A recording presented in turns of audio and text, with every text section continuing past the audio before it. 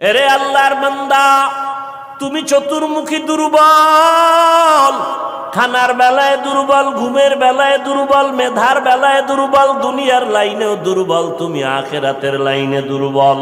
এখন যদি তুমি জান্নাতের পথে চলতে চাও, একা একা চলা যাবে না, তোমার সাহায্য নিতেই হবে।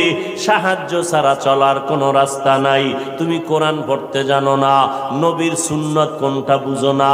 এখন যারা সুন্নত জানে, কোরআন জানে, তাদের কাছে যেতেই হবে। ওলামায়ে আহলে হকের পরামর্শ ছাড়া চলার উপায় নাই। সাহায্য ছাড়া চলা যাবে না। সাহায্য তুমি কার থেকে নিবারে বাবা? এমন একজন থেকে সাহায্য নাও যার মধ্যে কোনো অভাব নাই, যার পেছনে কোনো স্বার্থ নাই। দুনিয়াতে নজর করে দেখলাম স্বার্থ ছাড়া কোনো মানুষ দুনিয়াতে নাই। আছে? অভাব ছাড়া কোনো মানুষ নাই। বরং টাকা যার যত বেশি, তার অভাব তত বড়। যারা যত বড় লোক, তারা অভাব তত বড়। অভাব গরিবের 100 টাকায় সমাধান হয়, বড় লোকের 1,00,000 টাকায় অভাব সমাধান হয় না। এই স্বার্থ ছাড়া, অভাব ছাড়া একজন পাইবা, তিনি আর কেউ নয়, আমার আল্লাহ। ইয়া আইয়ুহান নাস আনতুমুল ফুকারাউ ইলাল্লাহ ওয়াল্লাহু হুয়াল গনিয়্যুল হামিদ।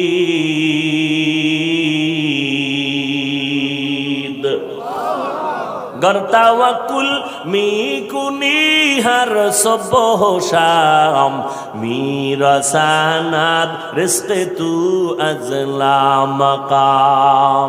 বাহাদুরি করিও না রে বাবা, অন্যের সাহায্য ছাড়া চলা যাবে না। দোয়াও কিন্তু একটা সাহায্য, দোয়াও সাহায্য। সাহায্য ছাড়া চলা যাবে না। মা বাবায় দোয়া করে, এর সাহায্যে আমরা বড় হয়েছি। মা বাবার ক্লান্ত পরিশ্রমের কারণে আমরা বড় হয়েছি, মা বাবার সহযোগিতায় বড় হয়েছি। কিন্তু স্বার্থ ছাড়া জমিনের মধ্যে কোনো মানুষ নাই, অভাব ছাড়া কেউ নাই। যার কোনো অভাব নাই তিনি হলেন আমার আল্লাহ, যার কোনো স্বার্থ নাই তিনি আমার আল্লাহ। এরে বান্দা, নিজেরে বড় মনে করলে ধ্বংস অনিবার্য। আল্লাহর এক বান্দা বড় আবেদ, আমার নবী সাহাবায়ে কেরামদের ঘটনা শুনাইতেছেন। বড় আবেদ, বনি ইসরাইলের ভেতরে নাম বড়, নাম ডাক বেশি, এত ইবাদত করতেছে। একদিন সিদ্ধান্ত নিয়ে নিল, ঘরের মধ্যে থাইকা ইবাদত একুরেট হয় না, মানুষের সাথে চলাফেরা, মানসিকতা নষ্ট হয়ে যায়। সিদ্ধান্ত নিয়া পাহাড়ের কিনারায় চলে গেল। পাহাড়ের উপরে উঠা ছোট্ট একটা রুম বানাইয়া ওইখানে আল্লাহর বান্দা ইবাদত করে। পাহাড়ের চূড়ায় সাধারণ মানুষ সেখানে যায় না, মন মানসিকতা নষ্ট হয় না। আল্লাহর বান্দা পাহাড়ের চূড়ায় গিয়া ইবাদত করে। ঘরের ভেতরে মা বড় একা, আম্মা জান ঘরের মধ্যে বসে মোটামুটি জীবন যাপন করে। সন্তান আসে না, ইবাদতের মজা পাইয়া পাহাড়ের চূড়ায় উঠে ওখানে ইবাদত করে। একদিন মা মনে মনে ভাবলেন, আমার সন্তান আমার কাছে না আসলে তো আমি ও থাকতে পারে, আমি মা তো থাকতে পারি না। কারণ আমি মা, সন্তানের আমি গর্ভধারণ করে কত কষ্ট করেছি। মা সিদ্ধান্ত নিল, আমি হেঁটে হেঁটে পাহাড়ের কিনারায় যাইয়া আমার বাবার চেহারাটা একটু দেখা কলবেরে সান্ত্বনা দিব। আম্মা জান ঘুমের থেকে উঠা সকালবেলা সূর্যের গরম যখন শুরু, হেঁটে হেঁটে পাহাড়ের কিনারায় চলে গেলেন। আল্লাহর বান্দা আবেদ পাহাড়ের চূড়ায় ইবাদত খানায় নামাজ পড়ে আর আল্লাহরে সেজদা দেয়। আম্মা জান পাহাড়ের কিনারায় যাইয়া সূর্যের আলোতে উপরে তাকাইতে কষ্ট হয়, হাতটাকে কপালের সামনে নিয়ে ছায়া দিয়া উপরে হালকাভাবে তাকাইয়া এরপরে ডাক দিলেন, এই সন্তান, আমি তোর মা পাহাড়ের কিনারায় আসছি, একটু দেখা দাও। আমি মা তোমার চেহারাটা দেখার জন্য পাগলের মতো হয়ে গেলাম। আল্লাহর বান্দা পাহাড়ের উপর থেকে মায়ের কণ্ঠের আওয়াজটা শুনছে, এমন সময় ডাক দিছে মা, যেই সময় আল্লাহর বান্দা নামাজে দাঁড়ানো। চিন্তায় পড়ে গেল, এখন কি মায়ের ডাকে সাড়া দিব নাকি আমার মাওলার সাথে আমি কথা বলবো। সিদ্ধান্ত নিয়েই বান্দা মায়ের ডাকে আর সাড়া দেয় নাই, নামাজে দাঁড়ায় গেল, নামাজের ভিতরে মশগুল হয়ে গেল। আম্মা জান দীর্ঘ টাইম কষ্ট করে দাঁড়াইয়া সন্তান যখন সাড়া দেয় না, মা হালকা একটু কষ্ট নিয়ে বাড়ির মধ্যে রওয়ানা। বাড়িতে চলে আসলেন, ঠিক আছে বাবা তুই ইবাদত করো, ওখানে থাক, আমার ডাকে সাড়া দিলি না, দুঃখ নিয়ে চলে গেলাম। মা বাসায় চলে গেল, কিন্তু মায়ের চোখে ঘুম হয় না। সন্তানের প্রতি যে মায়ের এত মায়া, ওই মায়ের সন্তান মায়ের মায়া কখনো বুঝবে না। যদি সন্তানগুলো মায়ের কষ্ট বুঝতো, জীবনে কোনো সন্তান মায়ের কষ্ট দিতে পারত না, মায়ের চোখের পানি ফালতে পারত না। মা রাতের বেলা ঘুমাইতে পারে না, কষ্ট বুকের চাপা দিয়া। আবার পরের দিন মা বলে না, আজকে আবার একটু যায় বাবারে ডাক দেই, দেখিনি একটু চেহারাটা দেখতে পারি, কলিজাটা ঠান্ডা করতে পারি। আবার আম্মা যান দ্বিতীয় দিন চলে গেলেন সূর্যের গরমে, পাহাড়ের কিনারায় যাইয়া হাতটারে কপালের কাছে নিয়ে আবার ডাক দিছে, ও সন্তান তোমার মা ডাকতেছে, আসো একটু পাহাড় থেকে আইসা মায়ের কাছে দেখা দিয়া যাও, কলিজা ঠান্ডা করো। সন্তান এখনো নামাজে দাঁড়ানো, এবারও চিন্তা করলো আমি মায়ের ডাকে সাড়া দিব নাকি আমি নামাজের মধ্যেই থাকব। সিদ্ধান্ত আগের মতোই অটল, নামাজ আমি ছাড়ব না, মায়ের ডাকে কোনো সাড়াও দিব না। মা দ্বিতীয় দিনের মতো কষ্ট পাইয়া বিদায় নিয়ে বাসায় চলে গেলে, কিন্তু মা মনেরে বুঝাইতে পারে না সন্তানের কষ্ট কখন মন থেকে যায় না। এরে আল্লাহর বান্দা, স্বামী আর স্ত্রী এক জায়গায় ঘুমায়, হঠাৎ একদিন তাকায়া দেখে স্ত্রী বালিশে মাথা লাগাইয়া গুনগুন গুনগুন করে কান্না করে। আব্বা জান জিজ্ঞাসা করে, বিবি কাঁদো কেন? কয় তোমার ঘুম তুমি ঘুমাও, আমি মনের দুঃখে কাঁদি। বলে কি দুঃখ? তোমার জানার দরকার নাই। মা চায় বাবায় জানো, না জানে তো বাবাও দুঃখ পাবে। স্বামী বেচারা কয় না, বলো তুমি কেন কাঁদো? আমার মনে বড় কষ্ট লাগতেছে। কেন কাঁদো বলো? মা চোখের পানি ছেড়ে কয়, স্বামী আমার সন্তানের জন্য আমি জীবনটা বিলায় দিলাম। আজকে 7টা দিন হয়ে গেছে সন্তান আমারে মা বলিয়া ডাক দেয় না। আমি পাগলের মতো হয়ে গেছি। বলে কেন ডাকে না?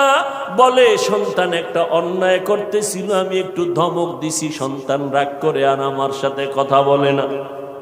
ঘরে আইসা প্লেটটা নিয়ে খানা খাইয়া পেছনের দরজা দিয়ে চলে যায়, আমার দিকে তাকায় না। এবার বাবায় বলে, বিবি তুমি আরামে ঘুমাও, সন্তানের চিন্তায় ঘুম নষ্ট করিও না। আজকে না কালকে সন্তান বুঝতে পারলে তোমার কাছে আইসা মাপ চাবে। মা ডাক দিয়ে কয়, স্বামী আমার, তুমি আমারে যত বুঝাও, আমি যতবার খানার প্লেট নেই আমি খানা মুখে দিতে পারি না, তোমারে বুঝাইতে পারি না। আমার খানার থেকে ঘুমের থেকে সন্তানের মা ডাকে এত মজা। সন্তান যখন আম্মু বলিয়া ডাক দেয়, কলিজা ঠান্ডা হয়ে যায়। ও সন্তানেরা, ওই মা বাবা যারা কবরে রাইখা আজকে বাহাদুরি করো রে বাবা, ওই আল্লাহর বান্দি দ্বিতীয় দিনও কষ্ট পাইয়া বিদায়, কিন্তু রাতের ঘুম নাই, মনের মধ্যে বড় কষ্ট। নবীজি সাহাবায়ে কেরামদের সামনে ঘটনা বলেন আর কাঁদতেছেন। সাহাবায়ে কেরামরাও কান্নার আওয়াজ।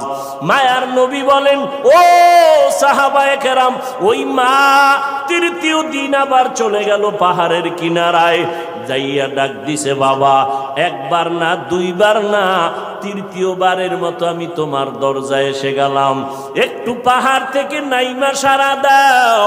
আজও সন্তান নামাজে দাঁড়ানো, আল্লাহর মহব্বতে আর মায়ের ডাকে সারা দেয় না। 2 দিন মা কষ্ট পাইয়া কিছু বলে নাই, চলে গেছে। আজকে কষ্ট পাইয়া আর নিজের কন্ট্রোল করতে পারে না। আসমানের দিকে তাকাইয়া একটা কথা বলিয়াই ফেলছে। আসমানের দিকে তাকাইয়া বলে, ও আসমানের মালিক, এমন সন্তান দিয়ে কি হবে আমার, যেই সন্তান আমার 3 দিনের কষ্ট বুঝলো না রে আল্লাহ, আমার মনটারে মানাইতে পারি না। ওর তো একদিন মরণ হবে, তবে আমার একটা দাবি, ওরে তুমি জেনাকারিনী মহিলার চেহারা না দেখাইয়া মরণ দিবা না। কঠিন এক কথা আসমানে লাগায় দিলেন, আসমানে কবুল হয়ে গেছে। মা বাবার দোয়া, বরদোয়ার মাঝখানে কোনো পর্দা থাকে না, আর সে আজিমে ডাইরেক্ট চলে যায়। এই যুবক, জিরি মাদ্রাসায় বলে আসছি, আল্লাহর কসম করে বলে গেলাম, কুতুবদিয়ার মুসলমান, কসমের কথা বিশ্বাস না করলে তোমার ঈমান দুর্বল। আল্লাহর কসম, ওয়াল্লাহি বিল্লাহি তাল্লাহি, 3 বার কসম করে বলে গেলাম। বিশেষ করে যুবকদেরকে বলছি, মরার আগে যদি পঙ্গু হইয়া বিছানায় কষ্ট পাইয়া মরতে চাও, তাহলে মার সাথে বাবার সাথে বেয়াদবি কর, শিক্ষকের সাথে বেয়াদবি কর, মুরব্বীদের সাথে বেয়াদবি কর। আল্লাহর কসম, মরার আগে তুই পঙ্গু না হইয়া মরবি না, লিখে রাখ। আমার কথাটাকে যদি অবিশ্বাস করো, তোমার ঈমান চলে যাবে, কারণ আমি 3 বার কসম খেয়ে বলে গেছি। এখন তুমি পণ্ডিতেরা প্রশ্ন করবা, হাফিজ সাহেব তুমি মনের রাগে বললা না, তুমি দলিল নাও।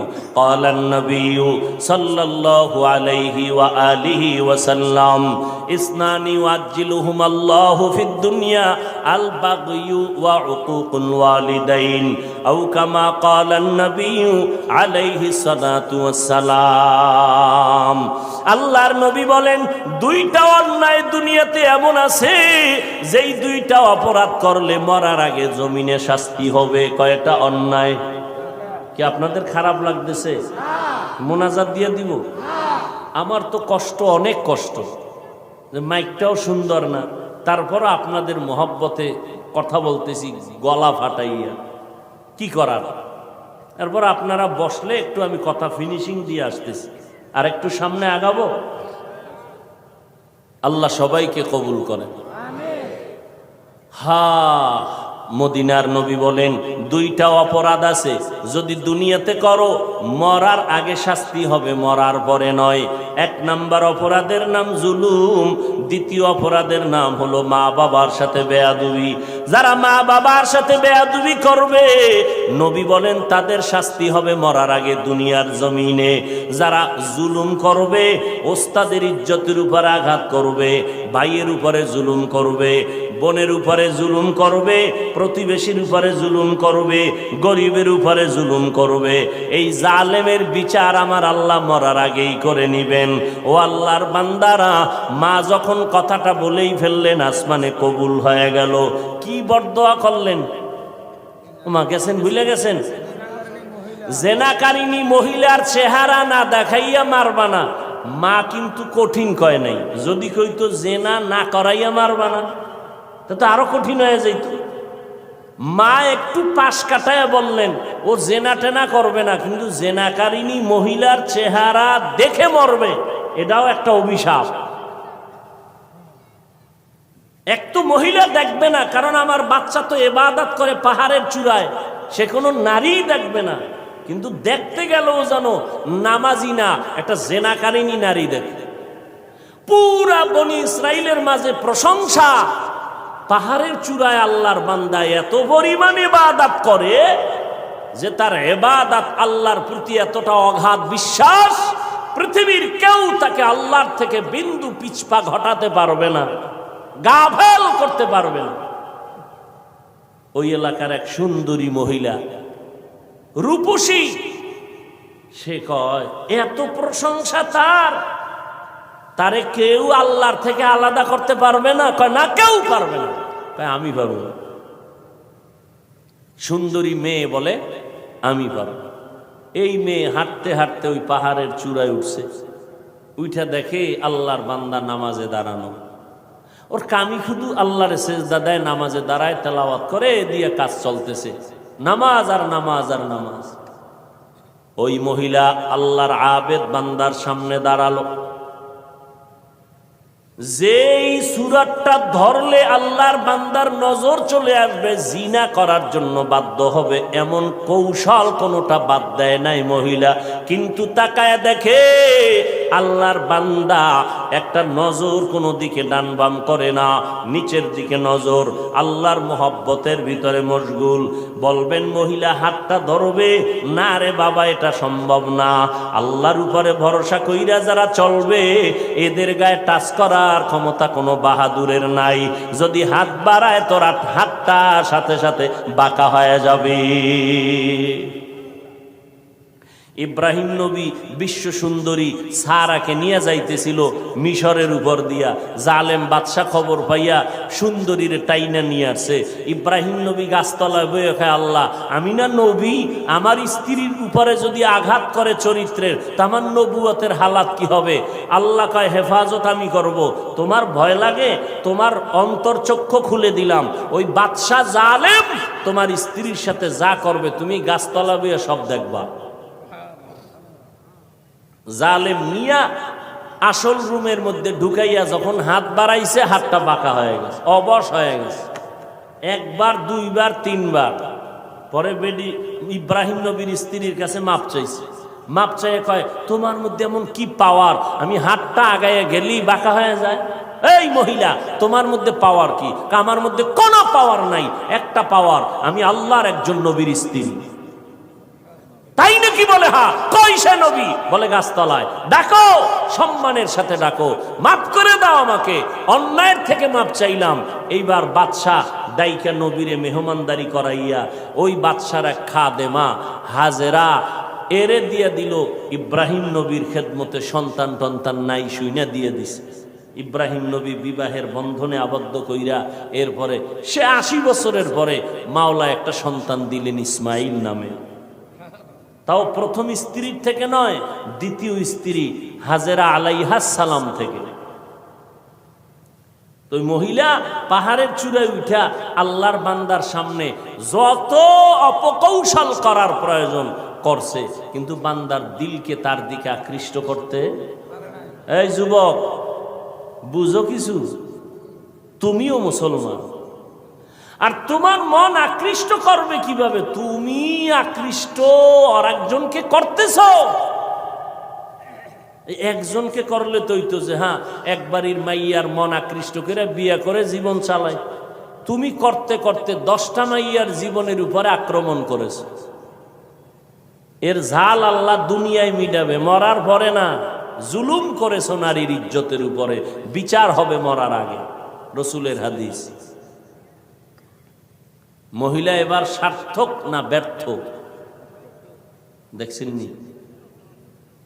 আপনারা এরকম বেউস, পাহাড়ের চূড়ায় মহিলা কি সার্থক না ব্যর্থ? সার্থক। ব্যর্থ হয়ে গেল, পুরুষের সাথে দুর্বল হয়ে গেল, পারল না জিততে। নাইমে আসে নিচে, কয় যখন সোজা ভারী নেই, এবার বাঁকা তোরে ঠিক করুন। বাঁকা কি? নিচে নাইমা চলে গেল। ওই পাহাড়ের পাশে একটা বিশাল খোলা ময়দান, ময়দানের ভিতরে একটা রাখাল বকরি চড়ায়। ওই রাখালকে ধরলো, রাখালের সামনে যাইয়া অপকৌশল করে রাখালের সাথে জিনা করেছে এই নারী। একটা ছেলে সন্তান হয়ে গেল। ছেলে সন্তানটা হাতের মধ্যে নিয়া ওই বেশ্যা নারী এলাকায় ঘুরে আর কয় বাচ্চা হলো ওই পাহাড়ের চূড়ায় আবেদওয়ালা বান্দার বাচ্চা। দেখছেন নি কারবার? ঘুমাইতেছেন আপনারা না? হ্যাঁ, যে ওয়াজ চলে এত পুরানো ওয়াজ আপনারা সবাই জানেন, ঘুমাইলেই হয়। বাচ্চা কার জানেননি? কার কার? আর মহিলা প্রচার করে কার? আল্লাহ জানেনি। মায়ের বরদোয়া একদিক, ওদিকেও আল্লাহর কাছে কাঁদতেছে। দুই দ্বিমুখী সংঘর্ষ চলতেছে। একদিকে মা কইছে যে না কারিনী মহিলার চেহারা দেখাও, ওদিকেও আল্লাহরে ডাকতেছে যেন ইজ্জত নষ্ট না হয়। মহিলা যখন এই বাচ্চা নিয়ে মানুষের কাছে কান্দে আর কয় বাচ্চা ওই তোমগো আবেদের, তোমরা যার এত গুণগান গাইছো ওই বাচ্চা, জিনার বাচ্চা, অবৈধ বাচ্চা। মানুষ সব শুই না, যারে এত কলিজা দিয়া ভালোবাসি তার অবস্থা এই, লাঠি টাঠি নিয়া এবার পাহাড়ে উঠা, আরে ফিডা খানকা টানকা সব ভেঙ্গে যখন আল্লাহর বান্দার উপরে আঘাত শুরু করেছে, বান্দা বলে তোরা আমার গায়ে হাত দাও কেন? বলে এই খবর, তাই নাকি? বলে হ্যাঁ, আল্লাহর জাতের কসম আমার দ্বারা এমন কোনো অপরাধ হয় নাই। কে বলেছে? আমগো এলাকার সেই রূপসী নারী, তাকে ডাকো। এবার জেনাকারিনী মহিলাকে ডাকা হলো। জেনাকারিনী মহিলাকে ডাকার পর আল্লাহর বান্দা আবেদের সামনে জেনাকারিনী মহিলা দাঁড়ানো। মা কইছে আল্লাহ আমার সন্তানের জেনাকারিনীর চেহারা না দেখাইয়া মরণ দিও না। এই ঘটনা শুনে জেনাকারিনী মহিলা বাচ্চা নিয়ে হাজির। আল্লাহর বান্দা সিজদায় পড়ে কান্না করে কয় আল্লাহ তুমি আমারে মাফ করিয়া দাও, উম্মতের সামনে তুমি সত্যটারে জাহের করে দাও, সত্যটারে তুমি প্রকাশ করে দাও, ইজ্জতের হেফাজত করো। নামাজ পড়ে কান্নাকাটি করে দোয়া করে এইবার মহিলার সামনে দাঁড়াইল। মায়ের বরদোয়াটা এইবার কবুল হয়ে গেল। এইবার মহিলারে কয় তুই নাকি আমার বিরুদ্ধে বলেছ? কয় হ্যাঁ। কি বলছো? কয় বাচ্চা তোমার। কয় নাউযুবিল্লাহ, বাচ্চা আমার? বলে হ্যাঁ। দে বাচ্চা আমার কোলে দে। আল্লাহর বান্দা বাচ্চাটা কোলের মধ্যে নিয়া এরপর বাচ্চারে একটু হাত স্পর্শ করে এই বাচ্চা তুই বল। বাচ্চা তো দুধের মাত্র বাচ্চা, কথা বলতে পারে না, বল তোর বাপকে। মুহূর্তের মধ্যে বাচ্চার জবান খুলে গেল। বাচ্চা বলে আমার বাপ হলো রাখাল। আমার বাপকে? মায়ের কোলে দুধের বাচ্চা কথা বলেছেন যেমন মারিয়াম আলাইহিস সালামের সন্তান ঈসা আলাইহিস সালাম। মায়ের কোলে দুধের বাচ্চা ঈসা নবী কথা বলেছেন শিশু অবস্থায়। ইউসুফ নবীরে যখন জুলাইখা আটকাইয়া দিছিল, স্বামীর সামনে জুলাইখার স্বামীর সামনে ইউসুফ দাঁড়ানো। যখনই এগুলো সব স্পষ্ট হলো, ইউসুফ নবী বলল আমার কোনো দোষ নেই, জুলাইখার দোষ, সাক্ষী দাও। ইউসুফ নবীর সামনে তখন এক মহিলা দুধের বাচ্চা নিয়ে দাঁড়ানো। ইউসুফ নবী বললেন আমি সত্যবাদী না জুলাইখা সত্যবাদী? দুধের বাচ্চা সাক্ষী দিবে। বাচ্চা কয় বাচ্চা কথা বলতে পারেনি। কয় প্রশ্ন করার দায়িত্ব তোমার, জবাব দেওয়ার দায়িত্ব এই বাচ্চা। যখন জিজ্ঞাসা বাচ্চা কথা বলে দিছে, কোরআন শরীফের আয়াত। বাচ্চা ইউসুফ নবীকে নির্দোষ প্রমাণের জন্য একটা স্কেল দিয়ে দিছে। এরে কুতুবদিয়ার মুসলমান, আমার মাওলার কুদরত বড় কঠিন। মায়ের বরদোয়াটাও আল্লাহ কাজে লাগাইলেন, জেনাকারী নারীর চেহারা পর্যন্ত দেখায় দিলেন। আবার বাচ্চার মাধ্যমে আল্লাহর বান্দার ইজ্জতের হেফাজত করলেন। সত্যের উপরে যদি চলো রে বাবা, মা বাবার দোয়া নিয়ে যদি আগাইতে পারো, দুনিয়ার কোনো ভয় নাই। হালাল খাইয়া চলবা, আল্লাহ বিজয়ের মালা গলায় পরায় দিবেন। কয়দিন আর দুনিয়ায় বাহাদুরি করবারে বাবা, আল্লাহ যদি সমুদ্রে একটু হুকুম করে একটু গরম হয়ে যা, রাতের ঘুমের মধ্যে 1 মিনিট লাগবে না। কুতুবদিয়ারে ধ্বংস করার জন্য 1 মিনিটও লাগবে না। আল্লাহ কয় বান্দা আমার স্মরণ কর, আমি আল্লাহর কাছে সাহায্য চাও। সাহায্য কেমনে চাইবা? ধৈর্য আর নামাজের মাধ্যমে সাহায্য প্রার্থনা করো। আজকে আমাদের ভেতরে ধৈর্যের বড় অভাব, নামাজের বড় অভাব। ও যুবকেরা, ও পর্দার আড়ালের আম্মা জানেরা, আজকে নামাজের এত বয়ান, এক বেলার নামাজ ছেড়ে দেওয়ার কোনো সুযোগ নাই। ও যুবক, এক বেলার নামাজ ছাড়ার কোনো কায়দা নাই, অথচ তুমি নামাজ পড়ো না রে বাবা। আজকে আমি তোমাকে কিন্তু এই কথা বলি নাই আমগো মতো হুজুর হইয়া যাও, পাঁচকল্লি মাথায় দাও একবারও বলি নাই, কওমি মাদ্রাসায় পড়ো তাও বলি নাই, স্কুলের লেখাপড়া বন্ধ করো তাও বলি নাই।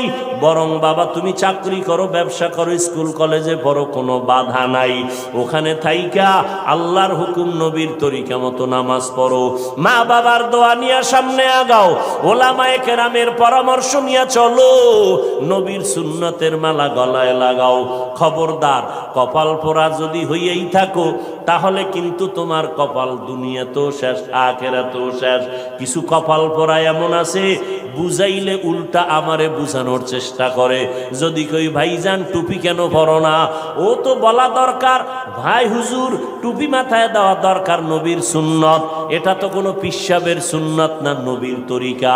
হুজুর আমি পারি না, দোয়া করবেন, চেষ্টা করব।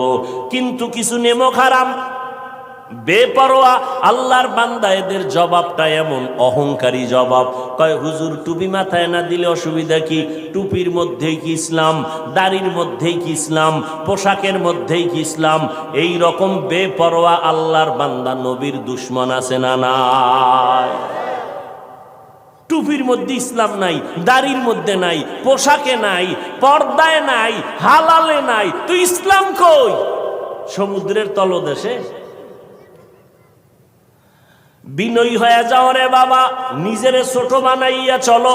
কোন আলেম যদি বলে বাবা নামাজ কেন পড়ো না, তোমার জবাব থাকবে হুজুর নামাজ অবশ্যই পড়া দরকার, আমি চেষ্টা করি পারি না, একটু দোয়া কইরা দেন সামনের থেকে যেন নামাজ ধইরা ফালাইতে পারি।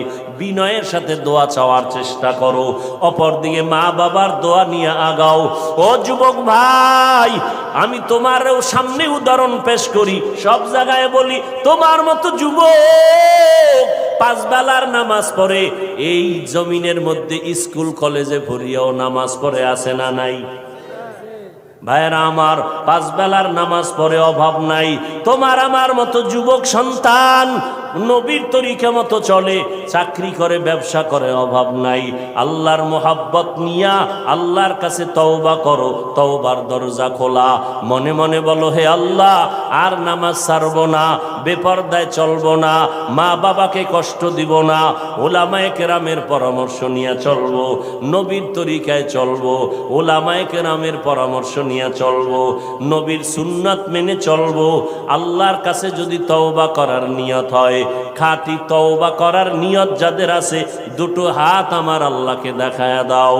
আয় আল্লাহ আমাদের হাতগুলো কবুল করে নেন, তওবা কবুল করে নেন, তওবার উপরে মজবুত হইয়া চলার মতো তৌফিক দান করেন, আমিন। আলহামদুলিল্লাহি রাব্বিল আলামিন, ওয়াসসালাতু ওয়াসসালামু আলা সাইয়্যিদিল আমবিয়াই ওয়াল মুরসালিন ওয়া আলা আলিহি ওয়া আসহাবিহি আজমাইন। ইয়া আরহামার রাহিমিন, ইয়া আরহামার রাহিমিন, ইয়া আরহামার রাহিমিন। রব্বিরহামহুমা কামা